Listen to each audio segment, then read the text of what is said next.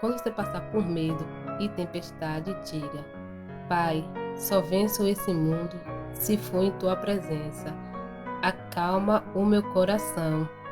O vento está soprando, mas é te adorando que venço o mar da aflição. Pense nisso. Um forte abraço para todos vocês. Que todos tenham um ótimo dia.